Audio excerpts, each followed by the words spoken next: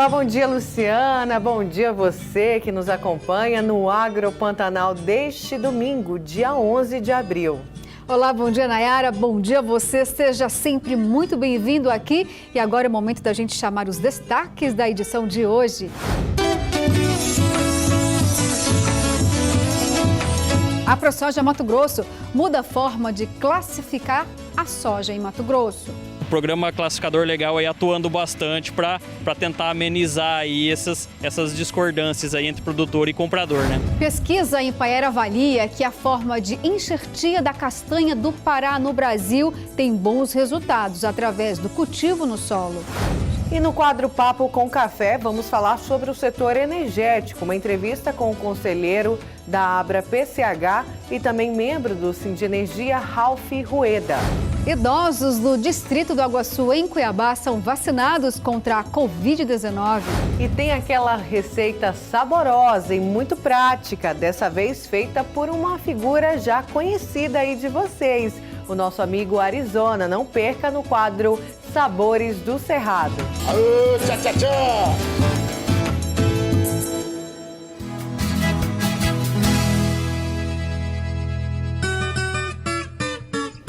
Começamos a edição de hoje falando com os produtores de grãos do estado. Isso porque a partir de amanhã, segunda-feira, a ProSoja vai mudar a forma de acionamento do classificador legal. Agora será via canal do produtor. Então vamos entender como vai funcionar. O acionamento do classificador legal da ProSoja terá novo formato. Será via canal do produtor. De forma simples, rápida e fácil, o produtor aciona o canal, abre uma ordem de serviço e automaticamente o computador compila os dados, encaminha para o classificador mais próximo do município solicitado, que receberá a demanda e fará o alinhamento direto com o produtor rural solicitante. A forma de acionamento é via canal 30 27 81 00. Esse número também é o WhatsApp, então o produtor encaminha um WhatsApp para esse número, né? Um WhatsApp para esse número direcionado ao canal do produtor e automaticamente o canal do produtor já abre esse chamado para o classificador. Atualmente, o projeto Classificador Legal conta com 10 técnicos cadastrados pelo Ministério da Agricultura, Pecuária e Abastecimento, o MAPA. O projeto Classificador Legal foi criado para promover a mediação confiável e idônea da classificação dos grãos. Então chega um caminhão, colhe com 16 aqui no campo e chega lá na trade e dá 17, 18, 2% de desconto. E aciona o classificador legal e chega com os medidores aferidos pelo Ministério homologado e dá totalmente diferente a umidade. Entre padrão ou 1%, até menos 1% de diferença entre aparelhos. O programa classificador legal aí atuando bastante para tentar amenizar aí essas discordâncias aí entre produtor e comprador, né? Se o produtor não ficar atento, ele perder aí em torno de 5 a 6% aí de produto por causa de uma classificação errada, fora os descontos de tabela que são aplicados, né? O prejuízo se torna enorme, mais ainda do que ele já está tendo em colher essa soja muito úmida e avariada, né? Para o presidente da ProSoja, Fernando Cadori, o projeto é muito importante para que o produtor rural tenha maior transparência na negociação dos grãos. O classificador legal está lá para fazer a aferição entre o que é dado real de classificação e o que a empresa coloca para ter uma parâmetro de discussão. Mas isso só vai acabar quando o produtor tiver onde guardar seu produto. Mais uma importância do tema que a gente colocou aqui, da armazenagem. A ProSoja criou o classificador legal, né, Nayara, em 2017, atendendo justamente aí o pedido dos produtores de grãos de Mato Grosso, porque a forma de classificar o grão é uma intermediação que a ProSoja faz entre os sojicultores, quem produz milho, e as tradings.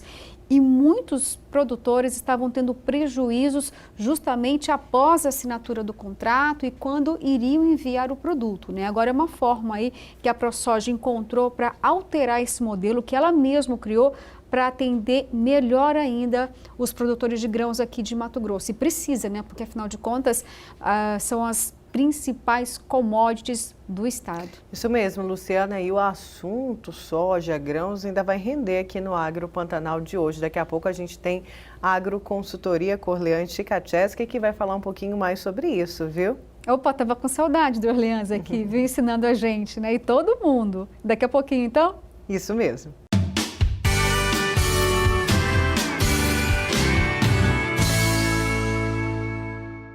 E tem boa notícia agora, viu, que vem lá da agropecuária, que a estimativa é altamente positiva.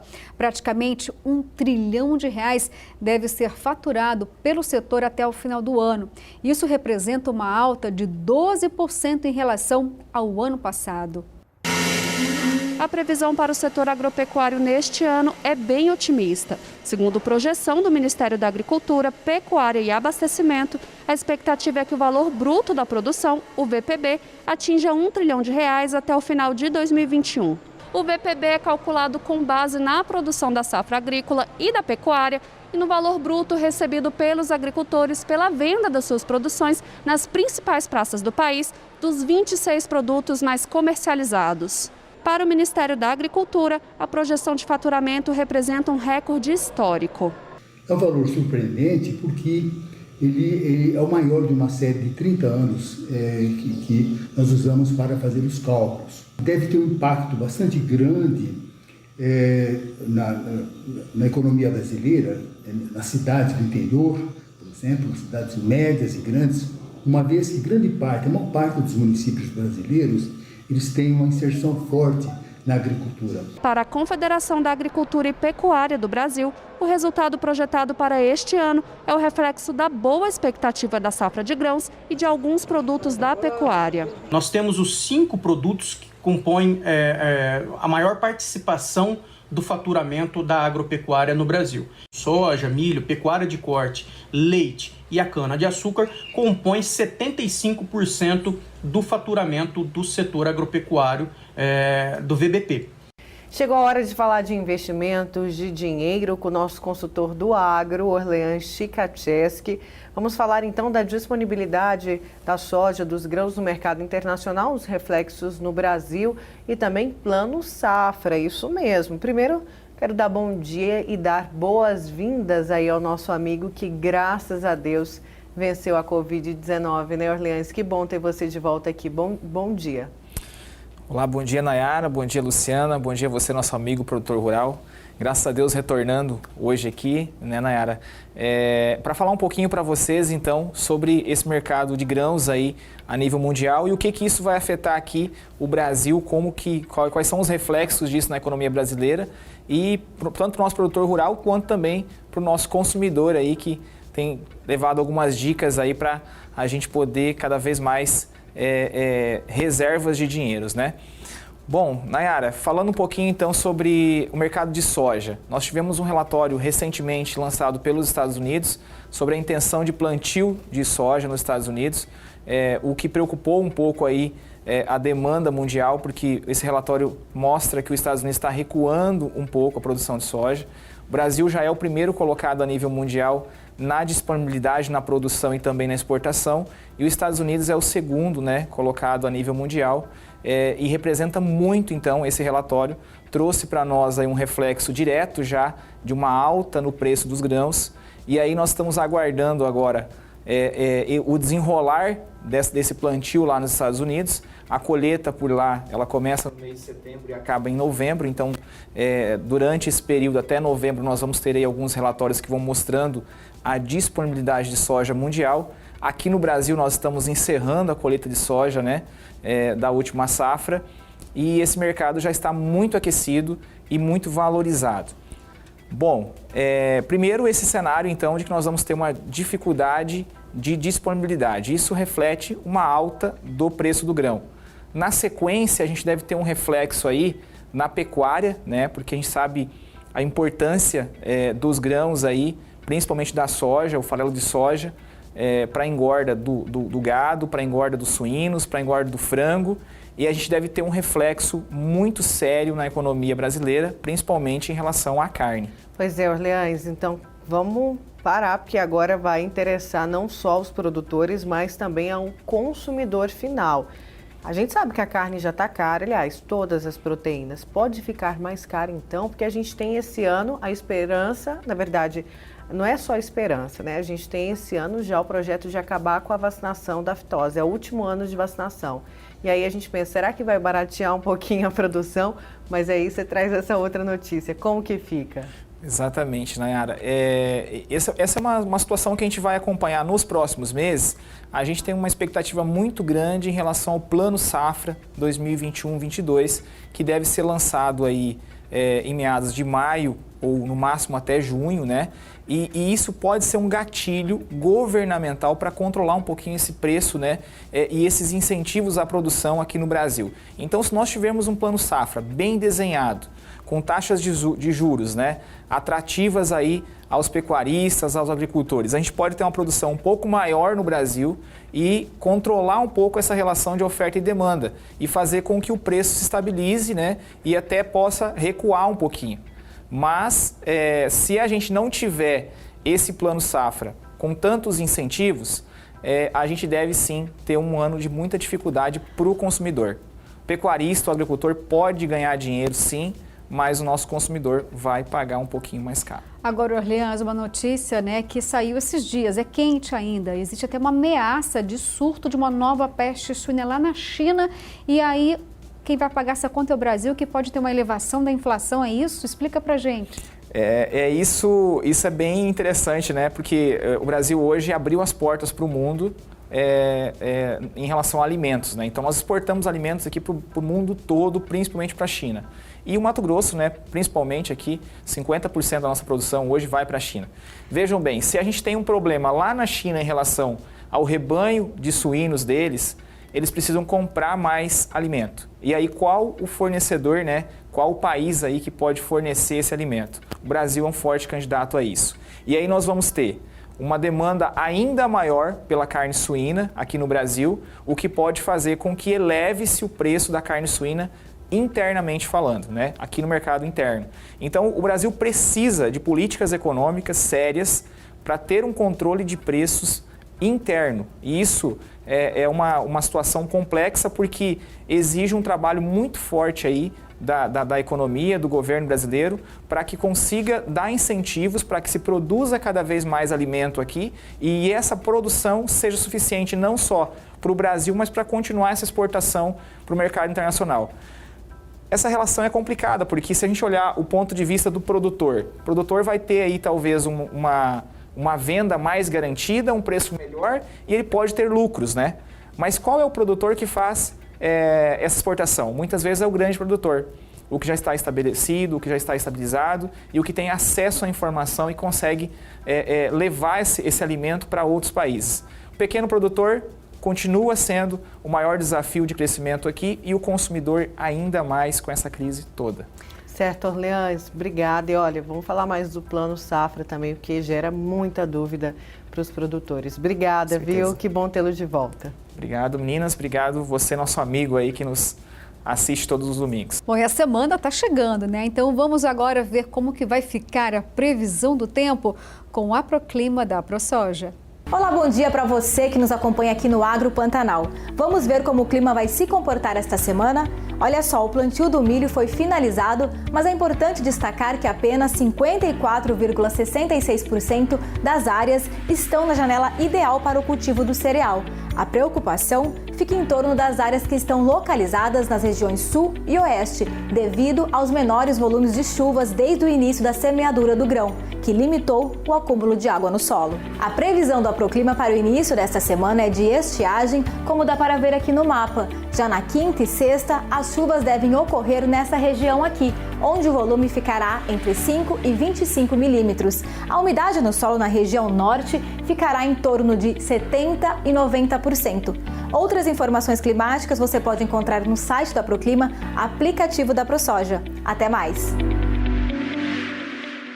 Chegou a hora do nosso intervalo, mas não saia daí, porque daqui a pouco a gente vai falar sobre a vacinação na zona rural de Cuiabá, isso mesmo, distrito de Aguaçu. A gente já volta.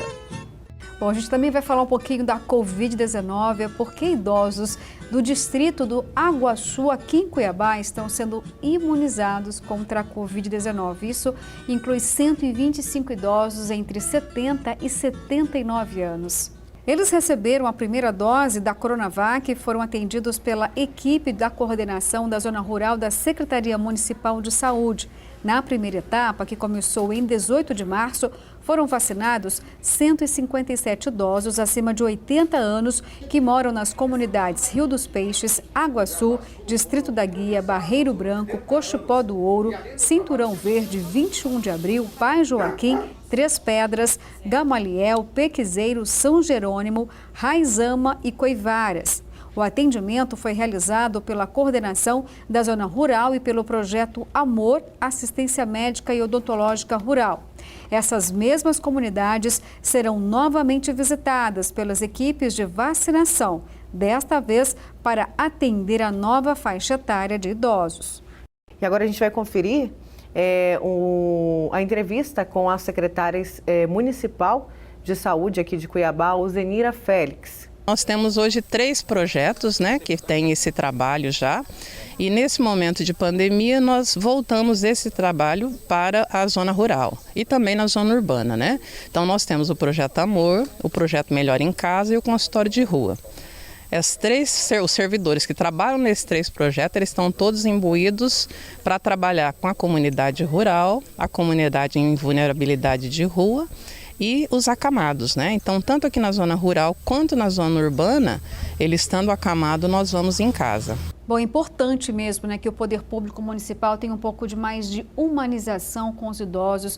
Nós estamos acompanhando semanas essa história dos idosos terem dificuldade de acesso para ir em um único ponto de imunização aqui em Cuiabá, que acontece lá no Centro de Eventos do Pantanal. É muito triste ver a posição dos idosos, muita gente com dificuldade até mesmo de caminhar ali da entrada do portão. Quem não tem carro, por exemplo, que vai de Uber ou vai de carona, as pessoas às vezes deixam ali na frente, tem cadeira de rodas e existe até dificuldade das equipes se articularem para prestar um bom atendimento. A gente sabe o quanto esse momento é importante. O idoso está, graças a Deus, entendendo a importância de se vacinar, está feliz por esse momento. Mas isso quer dizer o seguinte, que é preciso, ainda assim, ampliar mais o acesso à imunização. A gente sabe, muitos idosos têm dificuldades com o mundo virtual, como você mesmo citou aqui. Já imaginou exigir isso de todos? Existe dificuldade para fazer um cadastro e depois mais ainda para conseguir fazer o agendamento. Tem gente que acha que fez o agendamento e não fez, o idoso pega às vezes 2 transportes, chega até lá tão longe e aí tem que ir embora. É muito triste ver essa situação, viu? A partir desta semana, a Prefeitura informa que vai descentralizar, vai ter também pontos de vacinação no SESI Papa e na UFMT, além do Centro de Eventos do Pantanal, isso para a capital como um todo. E o cadastro agora, na verdade, não vai mais precisar agendar, só fazer o cadastro. Fez o cadastro, pode ir lá tomar vacina. Isso já devia ter sido feito desde o início, Algumas cidades fazem dessa forma. O idoso chega com a carteirinha do SUS e com a carteira de identificação e pronto, toma a vacina. Facilita bastante. E que bom que tem aí a vacinação itinerante que vai até as zonas rurais de Cuiabá, porque se não fosse isso, os idosos da zona rural, a gente sabe das dificuldades, iam acabar ficando sem essa imunização. E a gente precisa da imunização total para poder vencer esse vírus. Mas só para não confundir, gente, em Várzea Grande não, viu? Em Várzea Grande é preciso até receber a ligação, Nayara, da Secretaria de Saúde. Se a Secretaria de Saúde não ligar para você informando, olha, pode vir se vacinar em tal dia, em tal horário, mesmo que você tenha feito o cadastro e mesmo que tenha marcado lá o agendamento, se não te ligarem, você não tem o direito a tomar vacina. Muita gente está indo lá e voltando porque não recebeu a confirmação por telefone. Então, ou seja, que bom que a gente está mostrando aqui que avanços estão acontecendo diante dessa imunização, mas é preciso muito mais, que nem em Várzea Grande, por exemplo, não tem drive-thru, e o atendimento no posto no mesmo dia, não. Ou é um dia drive-thru e outro dia só o local. Cuiabá agora que vai descentralizar vai ajudar um pouquinho, né? Mas enfim, a gente vai brigar aqui também por vocês, pelos idosos, para que de fato o poder público possa ampliar ainda mais esse momento aí de imunização tão importante. E tem novidades, viu, em relação ao cultivo da castanha do Brasil. É que pesquisadores da Empaer desenvolveram novas técnicas relacionadas ao plantio de mudas. Vamos entender então na reportagem de Ieda Magossi. Olá, bom dia a todos que acompanham o programa Agro Pantanal.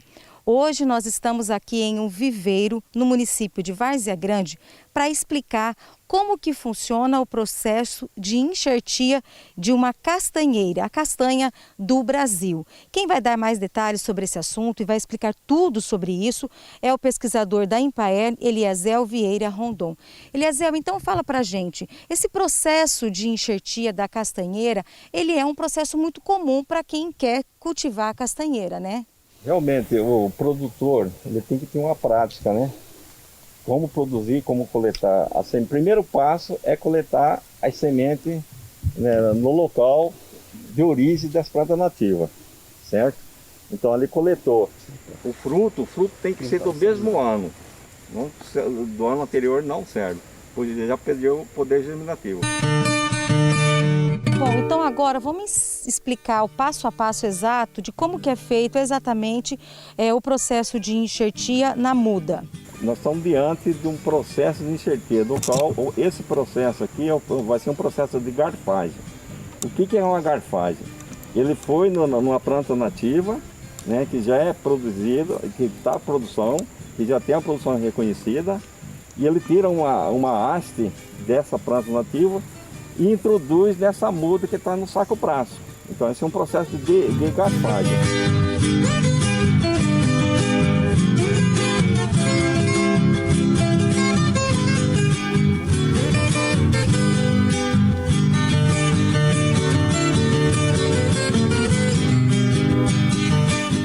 E Eliezel, quando mais ou menos que já é o tempo exato para que possa fazer esse processo de enxertia na castanheira?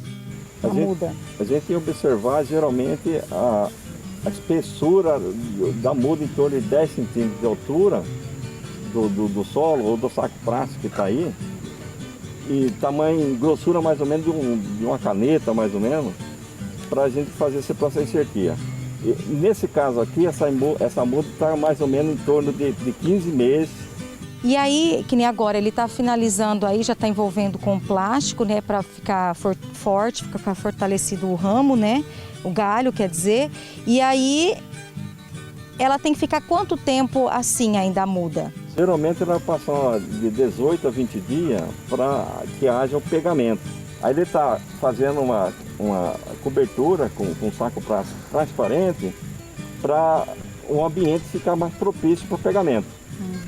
E aí, Eliezel, quando que a muda ela está pronta para ser plantada numa outra área, numa área que ela vai ficar definitiva? Geralmente essa muda aqui está em torno de 18 meses, mais 20 ou 30 dias, que ela verificar o pegamento e pegou, ela já pode ir para campo.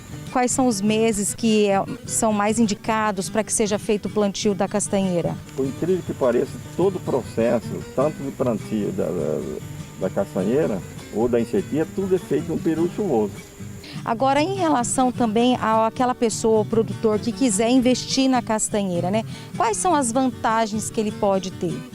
A vantagem é o seguinte, enxertada ela começa a produzir os primeiros frutos, já tem produção nossa em Mato Grosso com 3 anos e meio, que começa a primeiros frutos e ao longo de 15 a 20 anos já começa a estabilizar a produção dela, dessas plantas enxertadas. Esse é outro processo nosso, o processo de encostia, que a gente faz no campo já, onde a muda está plantada há 1 ano, recebe essa placa, dessa placa espera em torno de 20 dias para ver o pegamento. Pegou, a gente decepa essa parte de cima dela aqui, para que o broto, onde está a gema, onde está a placa, ela brota e origina a futura planta.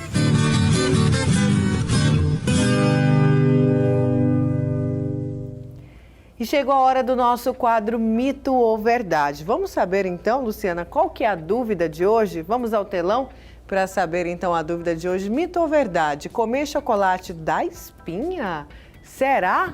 Será que dá espinha ou não? Olha, Nayara, se dá espinha ou não dá, eu ainda não sei, mas que eu adoro um chocolate. A Páscoa foi semana passada. Eu não vou mentir, viu? Quem não? Abusei. Mas a gente vai saber a resposta daqui a pouquinho. Vai que não dá, né? E a gente come com moderação, mas daqui a pouco a gente conta. Tem alfarroba para substituir, para enganar um pouquinho. Olha só, e continuando ainda a falar de alimentos, a gente recebeu um vídeo aqui tão carinhoso, eu fiquei tão feliz, é porque nós sempre anunciamos os cursos gratuitos através do Sistema Famato e muita gente está assistindo o Agro Pantanal e fazendo esses cursos, viu? E sabe o que resultou, pelo menos de uma fã aqui do Agro Pantanal? Pois é, gente, ela está fazendo queijos maravilhosos. É a Emília Martins. Vamos conferir então, que eu acho que a gente vai passar vontade agora, hein? Roda aí para a gente ver o recado da Emília.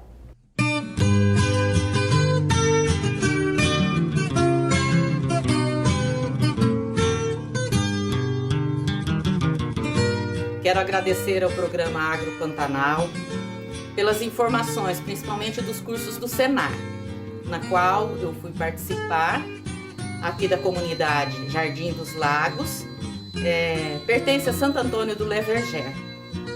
E através desses cursos, da associação e do Senar, foi que eu aprendi a fazer esses produtos. Geleias, queijos, iogurtes, doces cristalizados e licores. Aprendi e já estou tendo renda com estes produtos. Agradeço ao Agro Pantanal, a você, Luciana, a você, Nayara, um beijo grande. Senar, quero mais. E convido vocês para vir tomar um cafezinho conosco.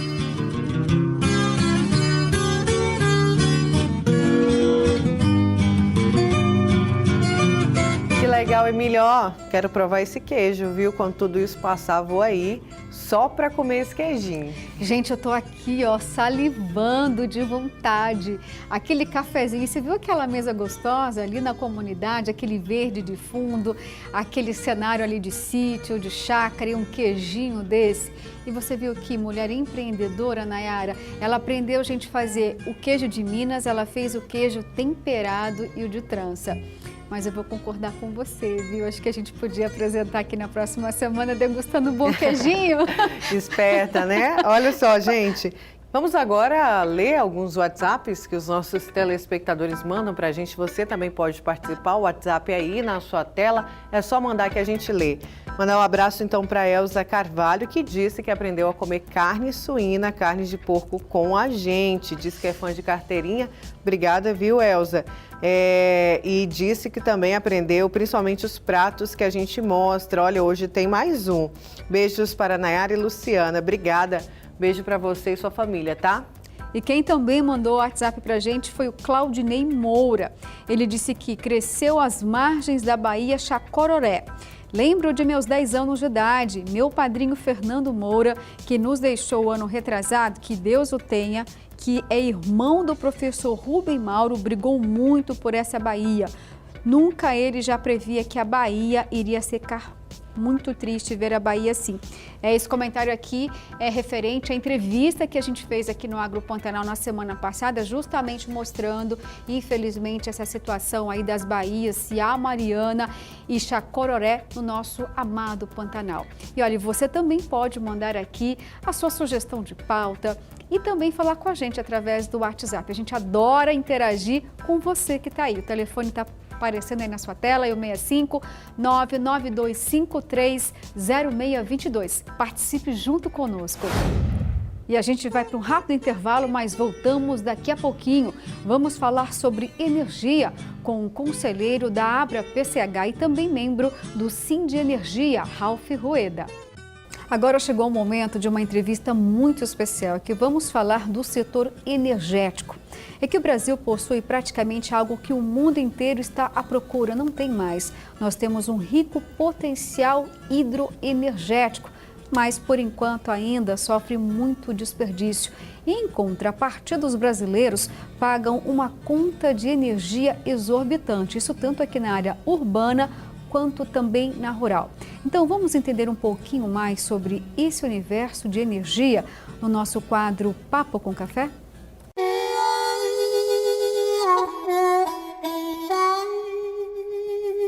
E no Papo com Café deste domingo, a gente recebe o conselheiro da Abra PCH e também membro do Sindenergia, o Ralph Rueda. Oi, Ralph, bom dia, seja bem-vindo. Bom dia, Nayara, bom dia, Luciana. Obrigado pelo convite de participar com vocês aqui desse programa que está irradiando aí por todo o Mato Grosso. A gente que agradece, ainda mais para falar do setor energético. Olha só, a gente mora num estado que a energia é muito cara, todo mundo que vem para cá reclama, mas ia ter mais um aumento aí de 12%, conseguiram segurar um pouquinho por conta da pandemia. Mas para a gente começar até mesmo para o nosso telespectador entender, principalmente o produtor da zona rural que sofre demais com quedas de energias, com problemas de falta de energia também, né? O porquê dessa energia, Ralf? Queria tanto entender por que a gente paga tão caro. É por conta do imposto? Um evento muito forte no preço da energia é o ICMS, né? Tanto o governo federal que reclama dos governos estaduais de cobrar aí em torno de 40%, 42% do ICMS final. Isso eles conseguem com que afaste investimentos, afaste emprego, afaste tudo. Mas não é só o governo estadual, não é só a questão do ICMS. A Luciana, vocês têm acompanhado a gente desde 2015, 2016. O que acontece é o seguinte, não está chovendo como antes. A hidrologia não é como antes. Há 5 anos, por exemplo, não chove bem. Eu estou com medo, eu tenho preocupação desse ano chover como choveu ano passado. Está chovendo muito pouco, né? Então, o que acontece? Quando você chove pouco, você tem pouca água, aí você vai para outros modal de energia, de geração de energia. Nós temos no Brasil, nós somos aptos para todo tipo de energia. Nós temos eólica, que são intermitentes, as solares, que são intermitentes, onde eles se dão bem no ambiente lá da região do Nordeste, né? Aqui em Mato Grosso ainda está capengando a solar, está aumentando, mas ainda ela gera menos que na região do Nordeste. Nós temos a térmica a gás, nós temos a térmica a óleo e nós temos a térmica a carvão, que está no final dela. E o dom que o Brasil tem é da hidroenergia, né? Hoje o Brasil respondia 78% a 80% de geração de energia através da hidroenergia. Depois foram acabando os investimentos. Então, o que acontece? Você não investe em hidroenergia, quanto menos você investir em hidroenergia, mais você vai investir em térmica. Por quê? Porque eles têm que sustentar essa falta de água, essa falta de investimentos novos no setor de hidroenergia, porque você não consegue mais tirar uma licença ambiental, você tem os problemas de estar avançando para o norte, e a questão indígena é muito forte, as ONGs, o MP, tudo trabalha muito contra a hidroenergia, mas se você para o investimento em hidroenergia, que hoje no Brasil não tem nenhum investimento bom para suprir a demanda, você vai para a térmica. A licença é mais rápida. Por quê? Mas ela é poluente. Por que é mais rápido que uma hidroenergia? Né? Aí você vai para a térmica a gás ou a térmica a óleo. A térmica a óleo é um absurdo. Isso tem que acabar. Tem que dar uma data limite. Não tem mais térmica a óleo, de tanto que é o custo e de tanto que é a poluição. Rafa, eu estou sentindo aí, será que tem um lobby para poder manter as termoelétricas em detrimento da energia limpa, que no caso significam, né, as PCHs, por exemplo? Eu acho que sim. Pelo seguinte, a Petrobras é a maior fornecedora do óleo. E o governo federal é o regulador. É o que autoriza a geração, é o que autoriza a compra, autoriza os leilões. Então, o que acontece? Diminuiu chuva, diminuiu água, como está. Vocês estão vendo o Rio Cuiabá baixíssimo, em pleno período de chuva, né?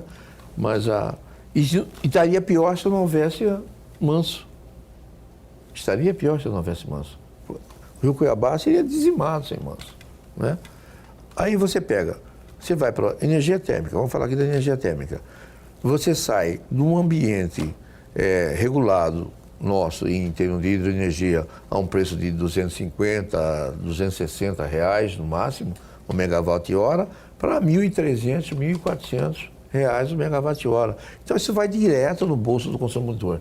Como está sendo usada cada vez mais térmica, para quê? Porque está com pouca chuva. Para quê? Porque não tem investimento em hidroenergia. Porque solar e sem falar mal da solar e a eólica são intermitentes. Então, quem segura a ponta tem que ligar a térmica. O governo está com um lobby enorme, está começando a sobrar gás no país, de fazer um monte de térmica a gás. Não é tão ruim, mas você tem um potencial hidráulico, como você tem no Brasil, não justifica, né? Ralf, você está falando de hidroenergia, né? A gente acompanhou há alguns anos o fato de que apenas em Mato Grosso seriam bilhões que muitos investidores tinham interesse em colocar aqui pequenas centrais hidrelétricas. Mas, para a gente ter uma ideia, 12 anos para conseguir uma aprovação. Isso quando conseguir uma aprovação, ou seja, o custo ia ficar muito mais elevado, o investidor acaba desistindo e os bilhões não foram investidos aqui. O que foi que aconteceu? Esse cenário ainda persiste? Nós estamos perdendo o bonde da história. Só não está tendo um pior momento, infelizmente, por causa da pandemia. A economia diminuiu e você não está consumindo tanta energia. Mas se tivesse num crescimento normal de 6%, 5% pelo menos ao ano, já estaríamos em apagão várias e várias vezes. Nós não temos estrutura hoje para um crescimento, o Brasil voltar a crescer rapidamente. Nós não temos energia para isso.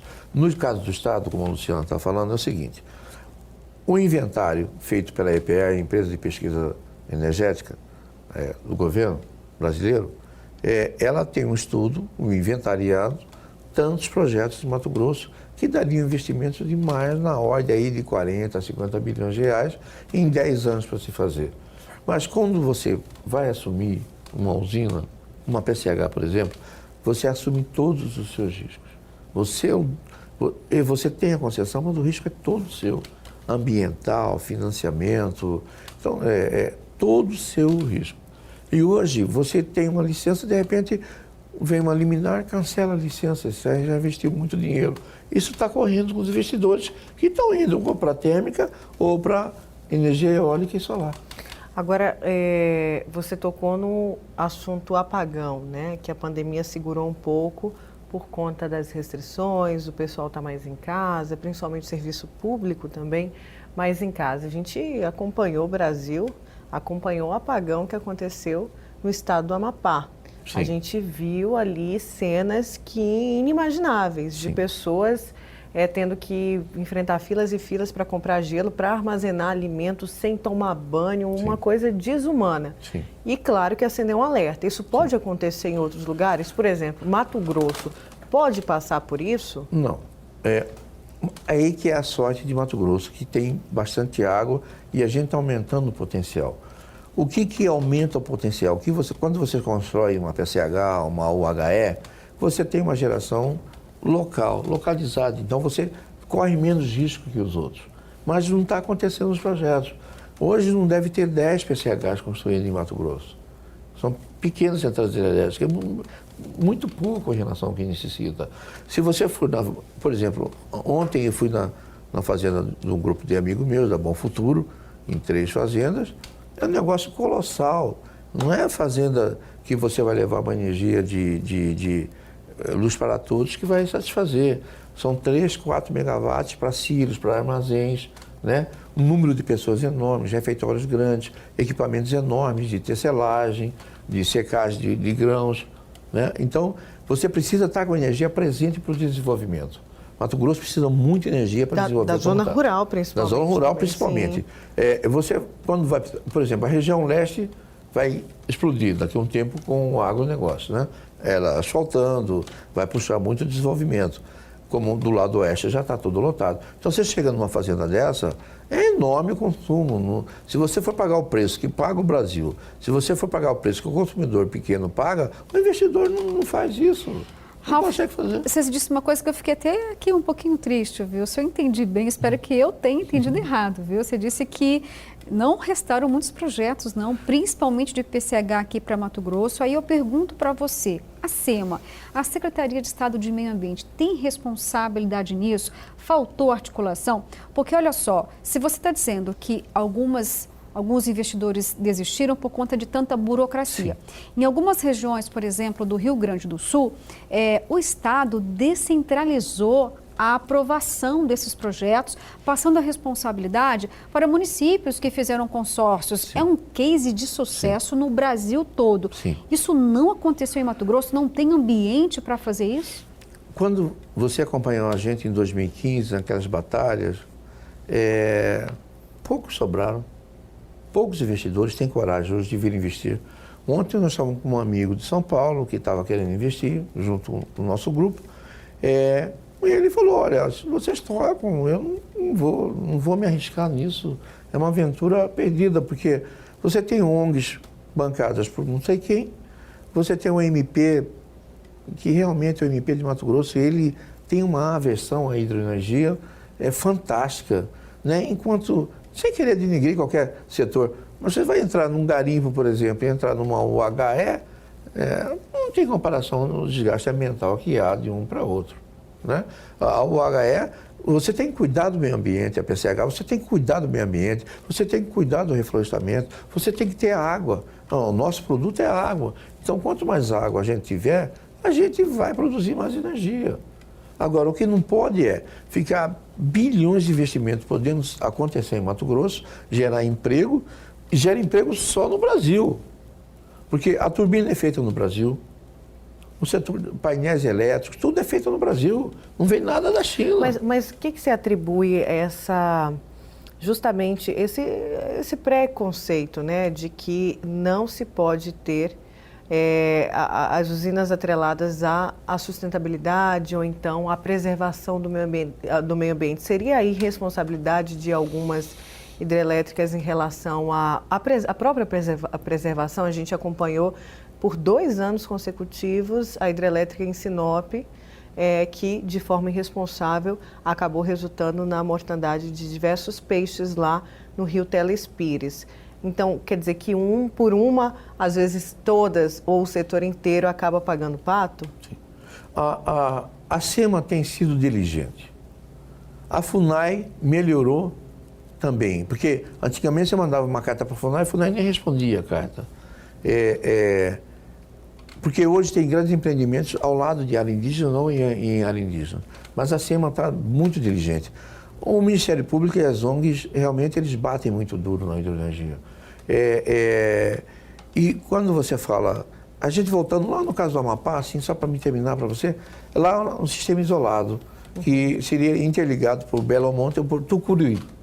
Tucuruí, Manaus, também Manaus. Então, o estado do norte, Rondônia não era interligado, Amazonas não era interligado, Roraima e Amapá também não eram interligados. Então, eles são chamados sistemas isolados. Sistemas isolados... Então, só o Pará ali, só o Pará... Não, o Pará já está... Não, pois é, mas só ali no norte, só o Pará, Tocantins... Só o Pará que estava, tinha parado no Pará, Tocantins e Pará, né?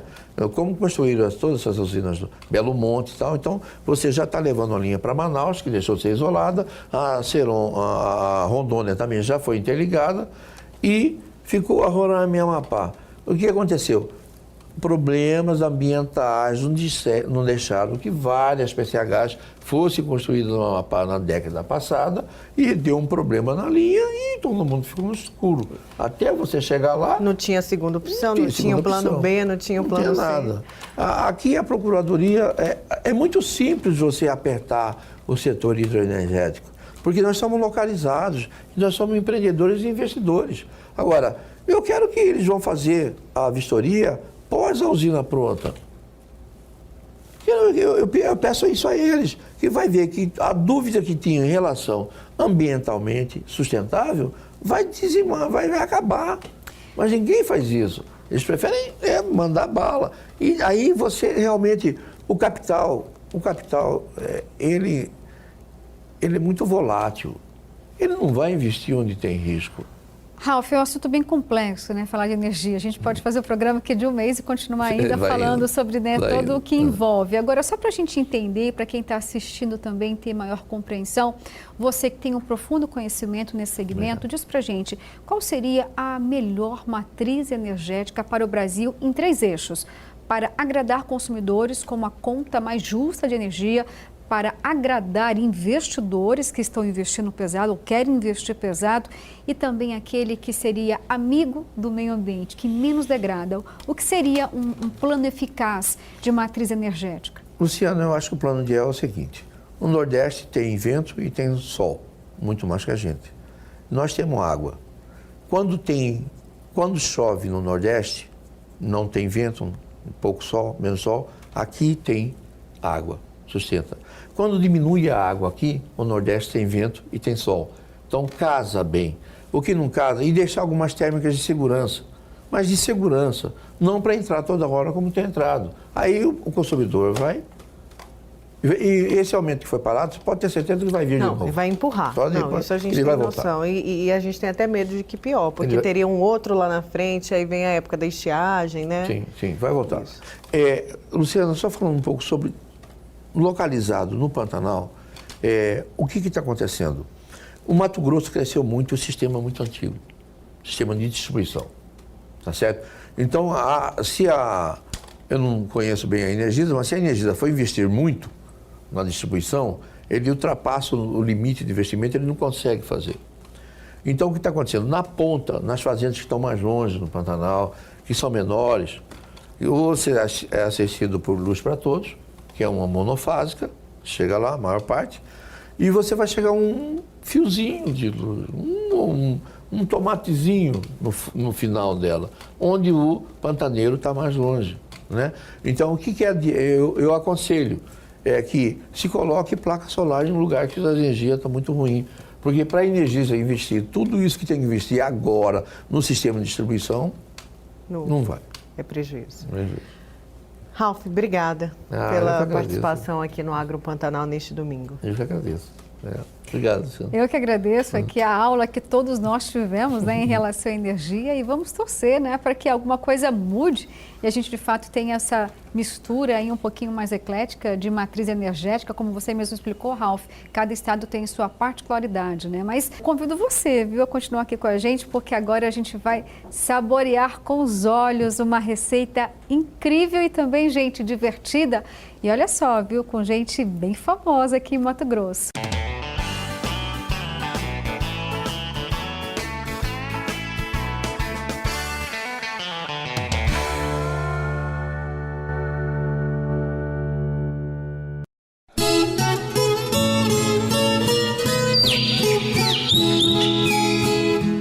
Hoje a receita do programa Agro Pantanal é especial. Nós estamos no município de Campo Verde, em uma propriedade rural. E quem vai ensinar a gente a fazer uma receita deliciosa é um amante do mundo sertanejo, do mundo pantaneiro, o Arizona.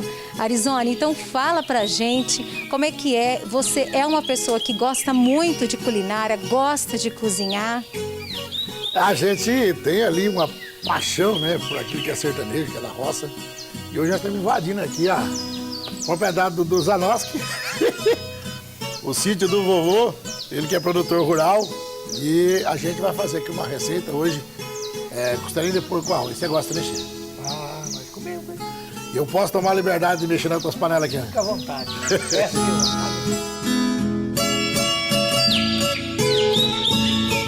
Você é um amante, né, do mundo sertanejo, né?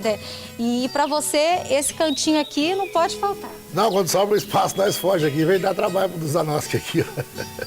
É pra cá que nós esconde aqui, ó. Sítio do vovô, rapaziada. O mato eu ainda recomendo. Quer refrigerar o cérebro, vai pro mato. Quer distrair, quer agradar a sua esposa ou maridão, vai pra cozinha. E essa comida aqui é facinho de fazer, viu, Ida? Vamos, então, bora. Então vamos lá. Bom, a gente vai fazer aqui uma receita para 5, 6 pessoas. Então, vamos usar ali aproximadamente 1 quilo de costelinha de porco, alho a gosto. Eu tenho um tempero que eu faço aqui, que é um mix, você vai estar observando aí. Esse mix ele é a base de mix de pimenta, sal, alho, louro, condimentos como cheiro verde, que tá ali o cheiro verde, e carinho, né? O sentimento melhor. Nada melhor do que você cozinhar com sentimento. E olha que hoje vai ser uma comida num fogão a lenha. No modelão da roça. Ó, aqui já tá a costelinha, televisão, chique de televisão. Quando você pensa que não, já tá tudo pronto, né? Aqui a gente fritou a costelinha, deu primeiro uma ferventada nela e à medida que a água foi evaporando, entrou no processo de fritura. Tiramos o excesso. Agora vamos colocar aqui então o arroz. Para a quantidade de pessoas, 1, 2, 3,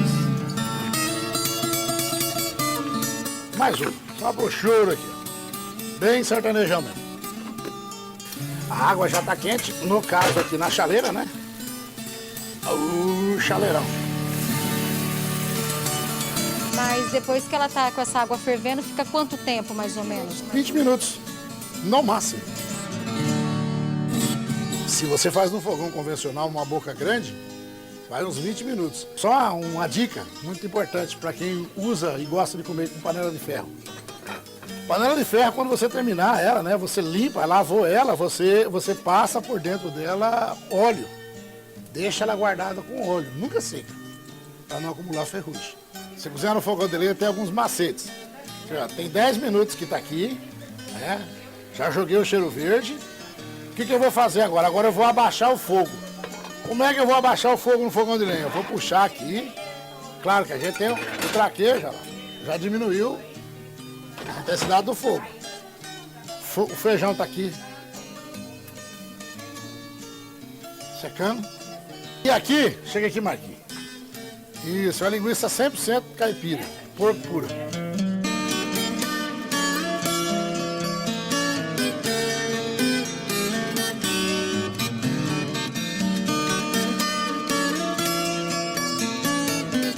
Bom, então agora é hora da prova.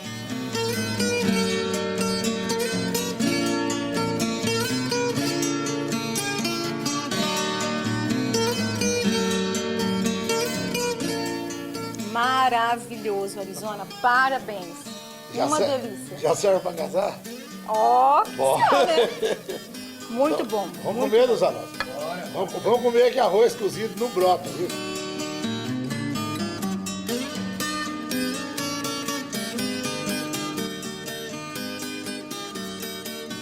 Aô, tchá, tchá, tchá!